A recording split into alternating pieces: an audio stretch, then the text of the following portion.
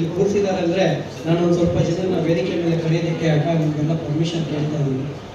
ನಯಾಜ್ ಭಾಯ್, ರಜಾಕ್, ಮಂಜೇಶ್, ಮಲ್ಲೇಶ್, ಅಜ್ಮಲ್, ಮುಸ್ತಫಾ, ಸೈಯದ್ ಭಾಯ್ ಎಲ್ಲರೂ ಇಲ್ಲಿ ಸ್ವಲ್ಪ ಬರಬೇಕು ಅಂತ ಕೇಳ್ತಾರೆ.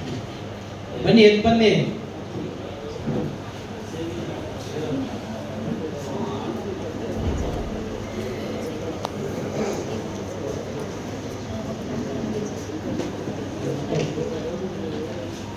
ಇವರೆಲ್ಲ ನಮ್ಮ ಫ್ರೆಂಡ್ಸ್. ಆದರೆ ಇಲ್ಲಿ ಯಾರು ನಾವು ಅಣ್ಣ ತಮ್ಮಂದಿರಲ್ಲ, ರಿಲೇಷನ್ ಅಲ್ಲ, ಬಂಧು ಬಳಗ ಅಲ್ಲ. ಇವರು ಒಂದು ಅರ್ಬನ್ ಕಂಪ್ನಿಯಲ್ಲಿ ಕೆಲಸ ಮಾಡ್ಬೇಕಾದ್ರೆ ಇದೇ ಥರ ನಮಗೆ ಫ್ರೆಂಡ್ಶಿಪ್ ಆಗಿ ಇವಾಗ ನೀವೆಲ್ಲ ಹಿಂಗೆ ಬಂದಿದ್ದೀರೋ ಅದೇ ಥರನೇ ನಮ್ಮ ಫ್ರೆಂಡ್ಸ್ ಅವರು. ಆದರೆ ಅವರು ಯಾವುದೇ ಕುಲ ಮತ ಅನ್ನೋದಿಲ್ದಿರ ಜನಗಳ್ಗೆ ಆಗ್ತಾರೆ ಅಂತ ಕಷ್ಟನ 2019ರಿಂದ ಸಮೇತ ನಾವು ಒಂದೇ ಹೆಜ್ಜೆಯಲ್ಲೇ ಕೆಲಸ ಮಾಡ್ಕೊಂಡು ಹೋಗ್ತಾ ಇದ್ದೀವಿ. ಕಂಪ್ನಿ ಮಾಡ್ತಾರಂತ ಅನ್ಯಾಯನ ಅವತ್ತಿಂದ ಎದುರಿಸ್ತಾನೆ ಇದ್ದೀವಿ. 2020ರಲ್ಲಿ ಕೋವಿಡ್ ಬಂತು, 21ರಲ್ಲಿ ಕೋವಿಡ್ ಬಂತು, ಲಾಕ್ಡೌನ್ ಕೆಲಸ ಮಾಡಿದ್ದೀವಿ, ಸ್ಟ್ರೈಕ್ ಮಾಡಿದ್ದೀವಿ. ಆದರೆ ಬಿಜೆಪಿ ಸರ್ಕಾರ ಇದ್ದಾಗಲೂ ಸಮೇತ ನಾವು ಬೊಂಬಾಯಿ ಅವ್ರಿಗೂ ಸಮೇತ ಲೆಟರ್ ಕೊಟ್ಟಿದ್ದೀವಿ, ಈ ಥರ ಆಗ್ತಾ ಇದೆ ಅಂದ್ಬಿಟ್ಟು. ಮತ್ತೆ ಲೇಬರ್ ಮಿನಿಸ್ಟರ್ಗೂ ಸಮೇತ ಶಿವರಾಮ್ ಹೆಬ್ಬಾರ್ ಅವ್ರಿಗೂ ಸಮೇತ ಲೆಟರ್ ಕೊಟ್ಟಿದ್ವಿ. ಆದರೆ ಯಾವುದೇ ಥರ ಕಾನೂನು ಮತ್ತೆ ಈ ರೂಲ್ಸ್ ಆ್ಯಂಡ್ ರೆಗ್ಯುಲೇಷನ್ಸ್ ಅವ್ರು ಏನೂ ತರಲಿಲ್ಲ. ಯಾಕಂದರೆ ಕಾರ್ಮಿಕರಂದರೆ ಅವ್ರಿಗೆ ಏನು ಕಿವಿಗೂ ಹಾಕೊಳ್ಳಿಲ್ಲ, ಆ ಥರ ಆಗಿದೆ. ಬಟ್ ಆದರೆ ಇವತ್ತು ಸರ್ಕಾರ ಚೇಂಜ್ ಆದಮೇಲೆ ನಮಗೆ ಒಂದು ರೂಲ್ಸ್ ಆ್ಯಂಡ್ ರೆಗ್ಯುಲೇಷನ್ಸ್ ತರ್ತಾ ಇದ್ದಾರೆ, ತುಂಬ ಒಳ್ಳೆಯದು. ಆದರೆ ಇಲ್ಲಿ ಏನಾಗ್ತಾ ಇದೆ ಅಂದರೆ ಪ್ರೆಸೆಂಟ್ಲಿ ಜನಗಳಿಗೆ ಈ ಎಲ್ಲ ಏನು ಕಾರ್ಪೊರೇಟ್ ಕಂಪ್ನಿಗಳು ಏನಿದೆ, ಒಂದು ಅರ್ಬನ್ ಕಂಪ್ನಿ ಅಂತಾನೆಲ್ಲ ಪ್ರತಿಯೊಂದು ಓಲಾ, ಊಬರ್, ಸ್ವಿಗ್ಗಿ, ಜೊಮೊಟೊ, ಡೆಂಜೋ ಈ ಥರ ನಾನಾ ಥರ ಬಂದಿದೆ. ಪೋರ್ಟರ್ಗಳಾಗಿ ರ್ಯಾಪಿಡೋ ಈ ಥರ ಏನೇನು ಬಂದಿದೆಯೋ ಇವ್ರಿಗೆ ಏನೋ ರೂಲ್ಸ್ ಆ್ಯಂಡ್ ರೆಗ್ಯುಲೇಷನ್ಸ್ ಇಲ್ಲ. ಏನಾಗ್ತಾ ಇದೆ ಅಂದರೆ ಇಲ್ಲಿ ಓಲಾ, ಊಬರು, ಸ್ವಿಗ್ಗಿ, ಜೊಮೊಟೊ ಎಲ್ಲ ಹಿಂಗೆ ಅಂದರೆ ಒಂದು ಸತಿ ಅಷ್ಟೇ ಅವರು ಅಮೌಂಟ್ ಕಟ್ಟಿಸ್ಕೊತಾರೆ, ಜಾಯ್ನಿಂಗ್ ಅಮೌಂಟ್. ಆದರೆ ನಮ್ಮ ಅರ್ಬನ್ ಕಂಪ್ನಿ ಆ ಥರ ಅಲ್ಲ. ತಿಂಗಳು ಸಮೇತ ಅಮೌಂಟ್ ಕಟ್ಟಬೇಕು.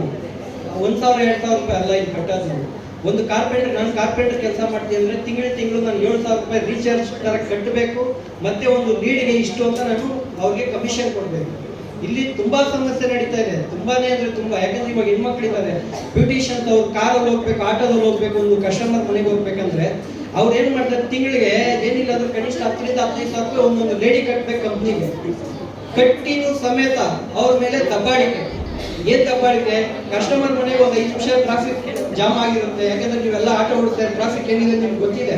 ಈ ಟ್ರಾಫಿಕ್ ಜಾಮ್ ಆಗೋದ್ರಿಂದ ಒಂದು ಕಸ್ಟಮರ್ ಮನೆಗೆ 5 ನಿಮಿಷ ಲೇಟಾಗಿ ಹೋದ್ರೆ ಅವ್ರದ್ದು ಕ್ಯಾನ್ಸಲ್ ಮಾಡ್ತಾರೆ. ಕಸ್ಟಮರ್ ಕ್ಯಾನ್ಸಲ್ ಮಾಡಿದ್ರೆ ಅವ್ರದ್ದು ID ಬ್ಲಾಕ್. ಅವ್ರು ಕಟ್ಟಿರೋ ಅಂತ ಅಮೌಂಟು ಲಾಸ್. ಮತ್ತೆ ಅವ್ರು ಯಾವುದೇ ತರ ಓಪನ್ ಮಾಡಲ್ಲ.